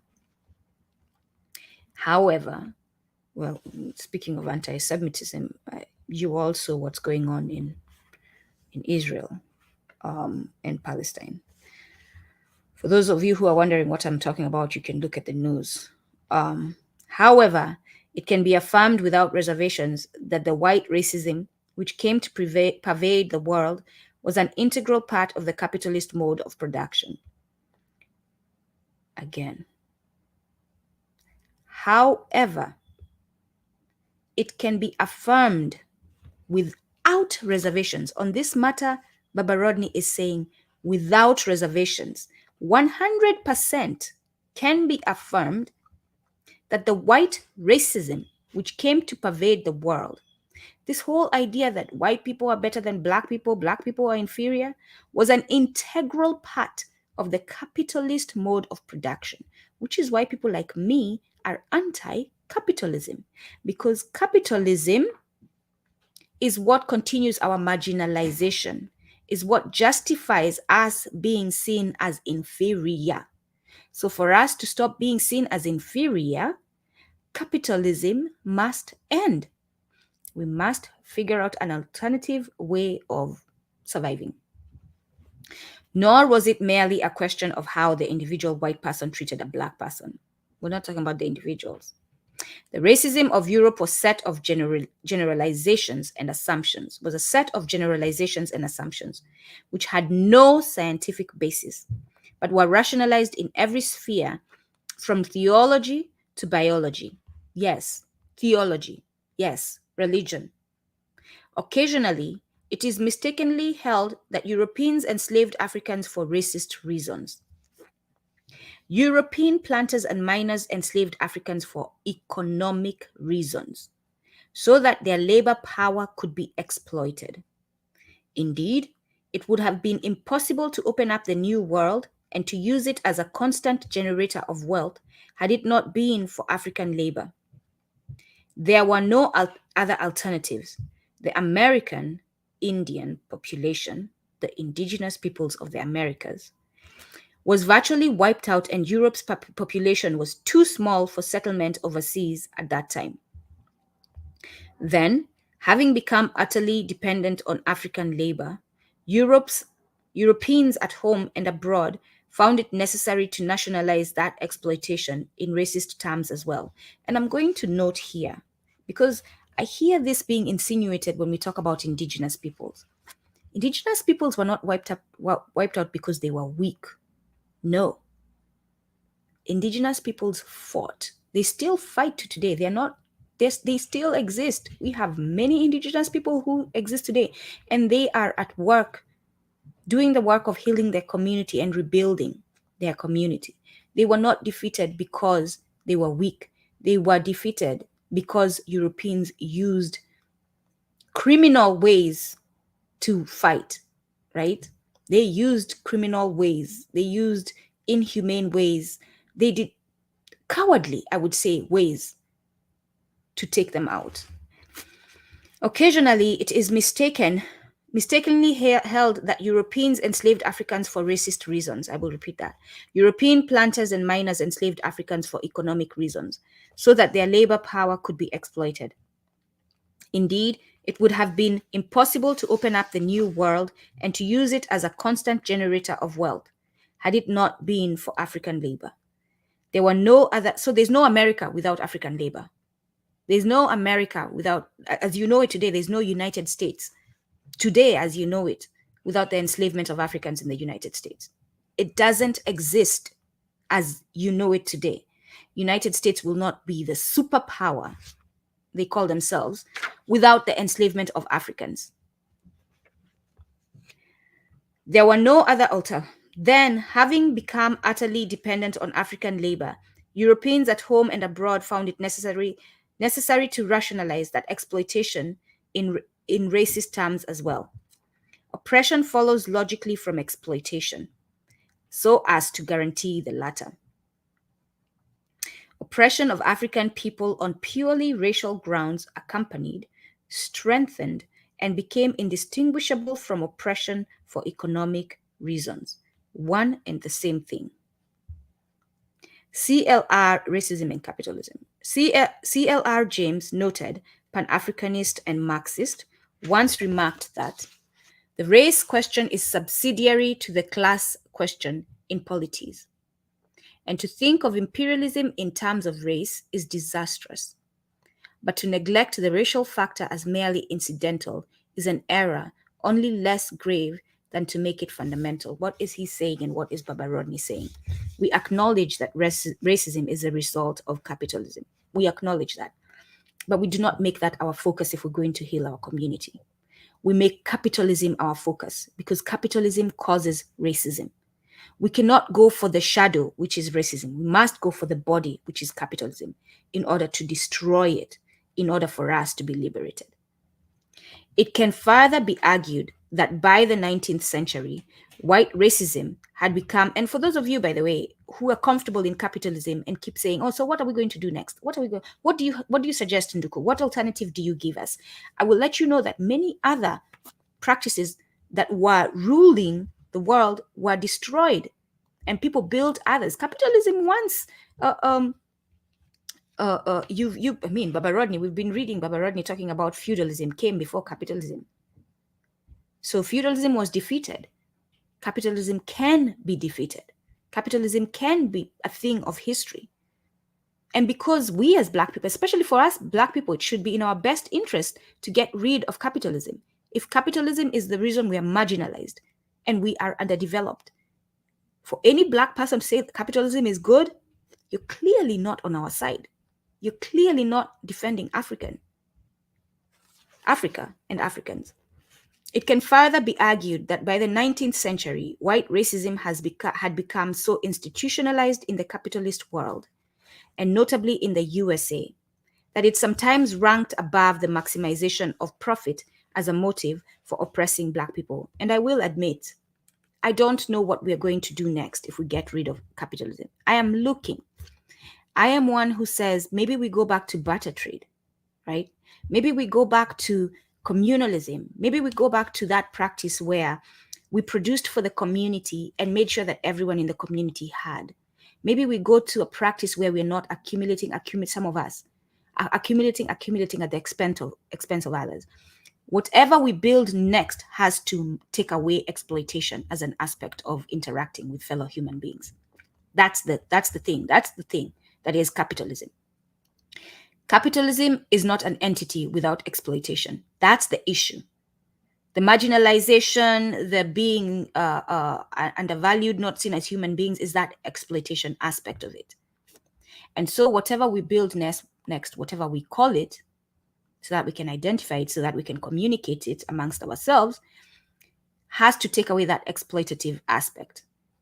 That aspect where Nduku is going to say, oh, I'm going to be a millionaire. I'm going to be a part of the 1%er at the expense of others. Because if I'm doing it through a business that is taking and not giving, it's at the expense of others. And that's what capitalism essentially is. There is no reason. I'm sorry, my fellow Black people who are artists, who are sportsmen. There is no reason why you should be receiving a check that is worth millions. Yet there are Black people who are homeless. There's no reason. I'm sorry, there's none. Yes, I know you're going to use economics to say, okay, this game is generating so much money for these people, so I deserve to be paid. No. How about we stop the game from generating so much money? We stop the high costs of going to watch a game. We stop the high costs of food in those places. We stop being participating in it. And I'm saying this to all of us because it has to be a mass movement. It cannot be just Nduku who decides I'm not using Amazon, I'm not going to games, because it's not effective if it's just a few of us. It has to be a large percentage of us that's going to be effective, that's going to start showing those dollars going down. Who say we're no longer going to a concert that is $200. Who, like Beyonce, your concert, how much they are, and you are a Black person? Regular Black people cannot afford to go to your concert. Like Beyonce, you have to check yourself. If you're an artist who is selling tickets to people at such high levels that you know certain people will not afford, and if they're coming to your concert, they're getting broke, you're exploiting. These are the things that we need to start looking at. In the short run, European racism seemed to have done Europeans no harm, and they used those erroneous ideas to justify their further domination of non-European peoples in the colonial epoch. but the international proliferation of bigoted and unscientific racist ideas was bound to have its negative consequences in the long run. When Europeans put millions of their brothers, Jews, into ovens under the Nazis, the chickens were coming home to roost. Such behavior inside of democratic Europe was not as strange as it is sometimes made out to be. There was always a contradiction between the elaboration of democratic ideas inside Europe and the elaboration of authoritarian and thuggish practices by Europeans with respect to Africans. When the French Revolution was made in the name of liberty, equality, fraternity, it did not extend to Black Africans who were enslaved by France in the West Indies and the Indian Ocean. Indeed, France fought against the efforts of those people to emancipate themselves. They're still fighting against those efforts. And the leaders of their bourgeois revolution said plainly that they did not make it on behalf of Black humanity. It is not even true to say that capitalism developed democracy at home in Europe and not abroad. At home, it was responsible for a talk or certain rhetoric of freedom, but it was never extended from the bourgeoisie to the oppressed workers. And the treatment of Africans must surely have made such hypocrisy a habit of European life, especially within the ruling class. How else can one explain the fact that the Christian church participated fully in the maintenance of slavery and still talked about saving souls, which is why Nduku is no longer a Christian as you know it today? The hypocrisy reached its highest levels inside the United States. Still does. The first martyr in the American National War of Liberation against the British colonialists in the 18th century was an African descendant, Crispus Attucks. And both slave and free Africans played a key role in Washington's armies. And yet, the American Constitution sanctioned the continued enslavement of Africans. It was written. The Constitution of America, the United States, was written after this war, right? Where Washington used Black people, Africans, to fight that war and win it. And then he participated in writing of this Constitution that had us as commodity. Those of you who celebrate George Washington. In recent times, it has become an object of concern to some liberals. I'm talking about Black people. Your white people can celebrate your descendants as much as you want. But for Black people who, this is what this man did, and you're celebrating George Washington? In recent times, it has become an object of concern to some liberals that the United States is capable of war crimes of the order of My Lai in Vietnam. But the fact of the matter is that the My Lais began with the enslavement of Africans and American Indians. Racism, violence, and brutality were the concomitants of the capitalist system when it extended itself abroad in the early centuries of international trade. That's chapter 3. And as we end that, I'm going to look up what this word, and I'm putting it in the chat. It is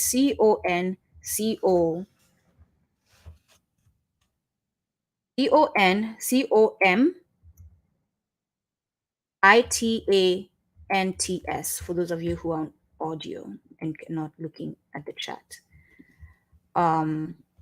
We're going to get that meaning. And then we're going to look at that island I mentioned before, where the British had colonized it and they sold it to the US. And the US condition for that purchase was take these people out of this land and put them somewhere else, because we're going to use it as a military base. It still is a US military base. They do a lot of their military practices, carry out a lot of their military testing there.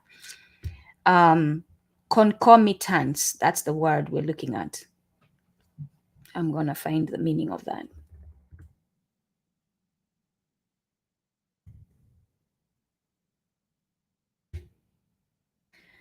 Naturally accompanying or associated. She loved travel with all its concomitant worries. So a phenomenon that naturally accompanies or follows something. Let me go back to how he uses it here so that we can get that understanding. Racism, violence, and brutality were the concomitants of the capitalist system. Okay, yeah. So they're one and the same thing, right? You cannot separate racism, violence, and the brutality of these imperialist nations from capitalism. For those of us, you hear me talking about we must have another year. So those of you on LinkedIn who see me talking about this all the time, capitalism must go. This is why it must go. Because if you as a Black person want to be liberated, you must be for capitalism going. And yes, you can still exist in it because you need to survive.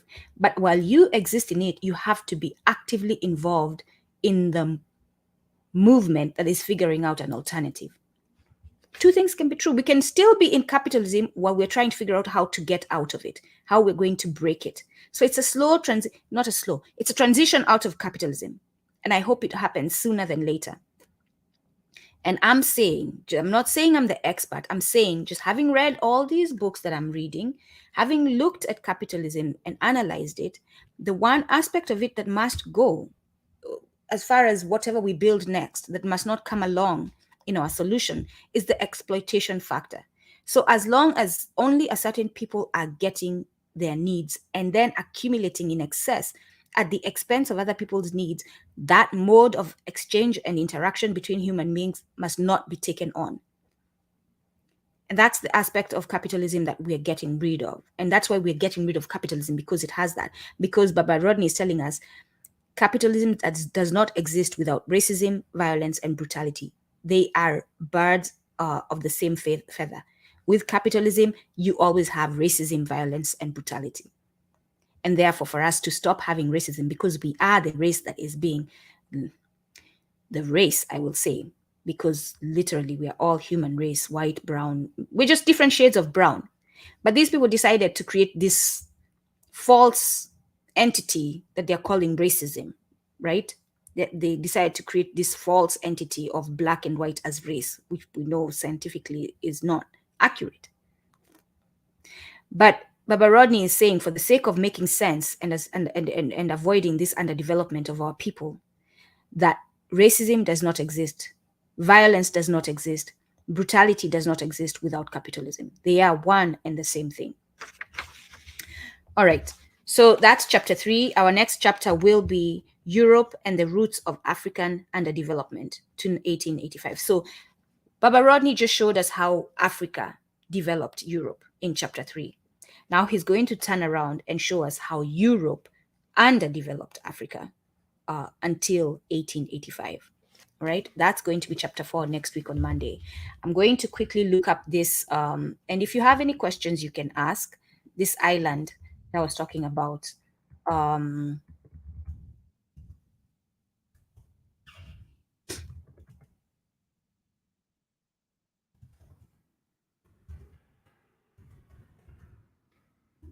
I'm going to quickly mute because the garbage truck is here while I do this.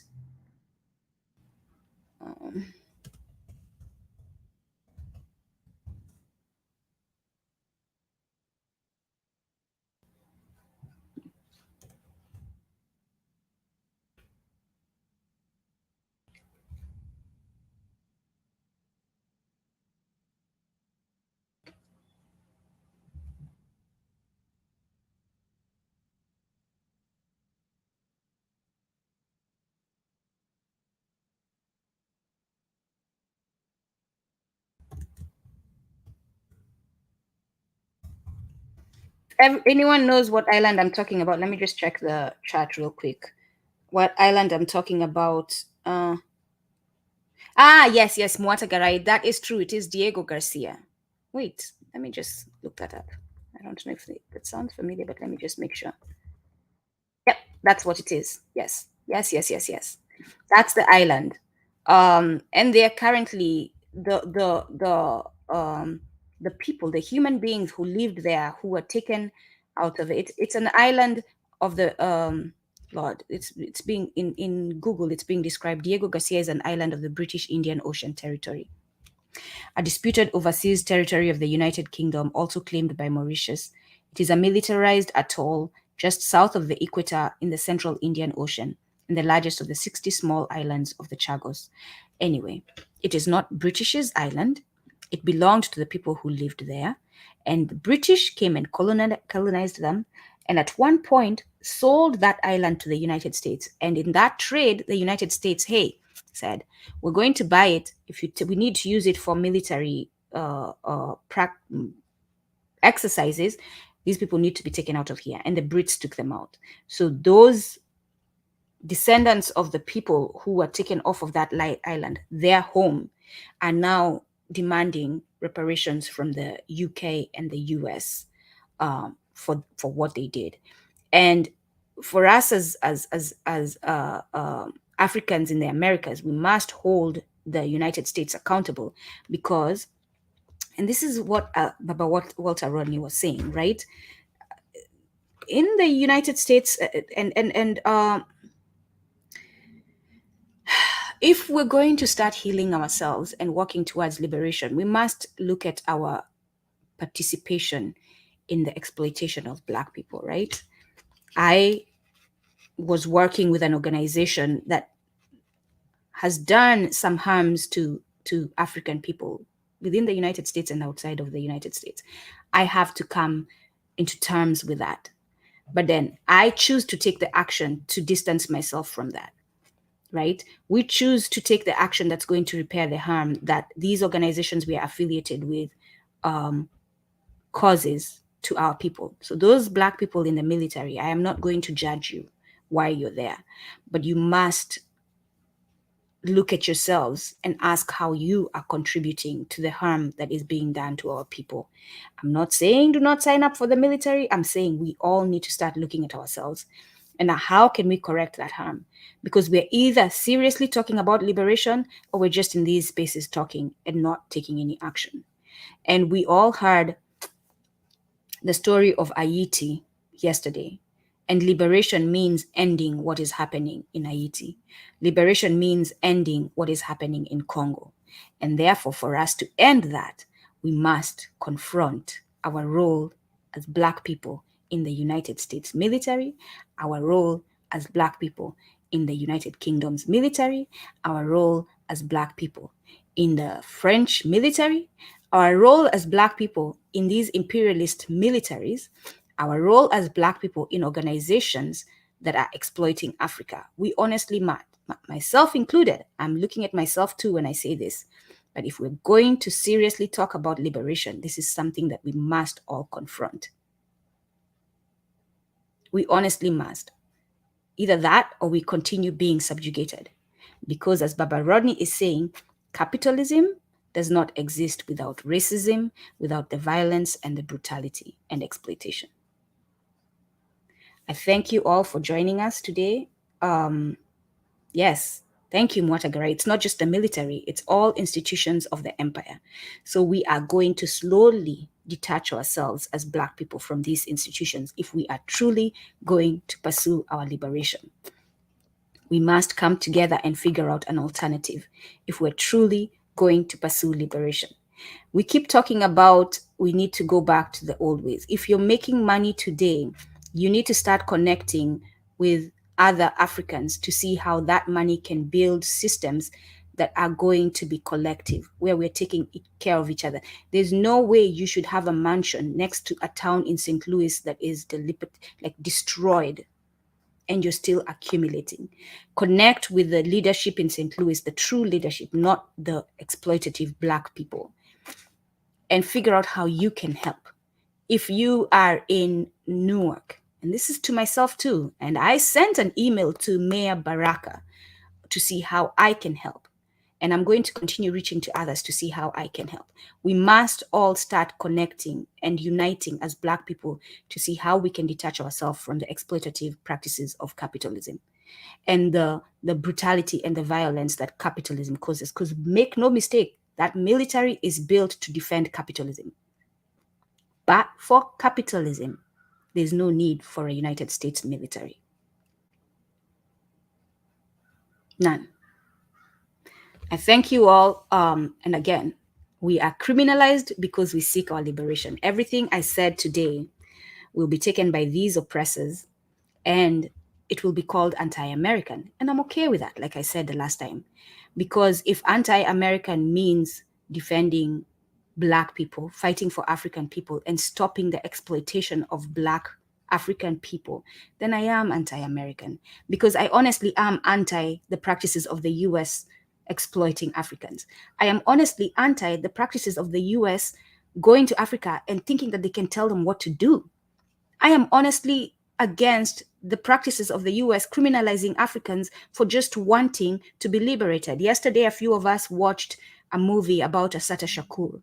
I am for Assata Shakur.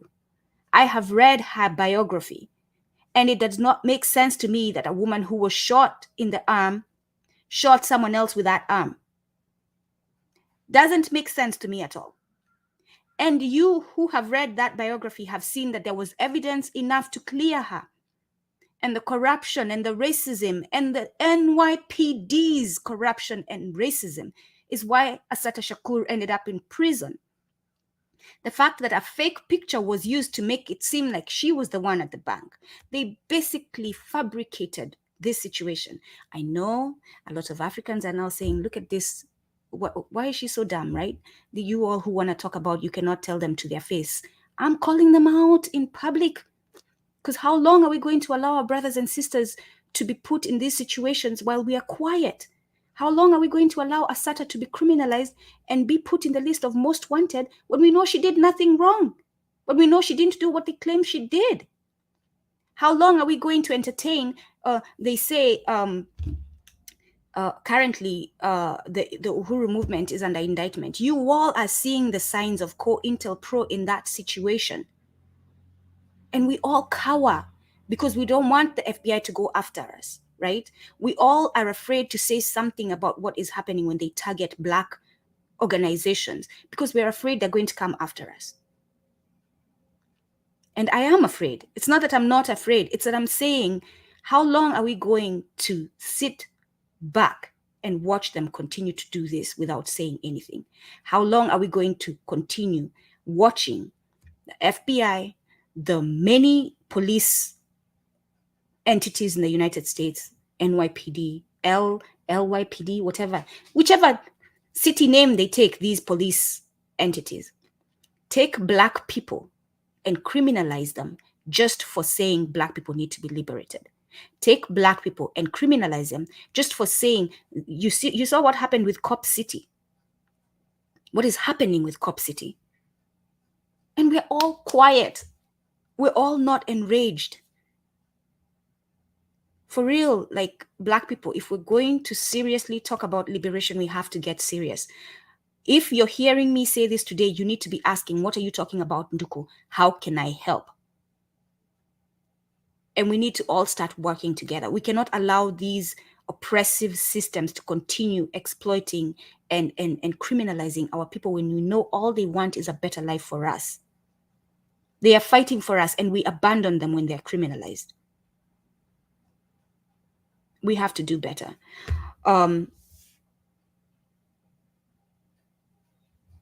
May the divine, our ancestors, and Ubuntu guide us because we are truly a target. We will be criminalized. And the power of our existence is not in these white oppressors, honestly. As powerful as these entities may seem, they do not control whether we live or die. They don't. Peace to everyone.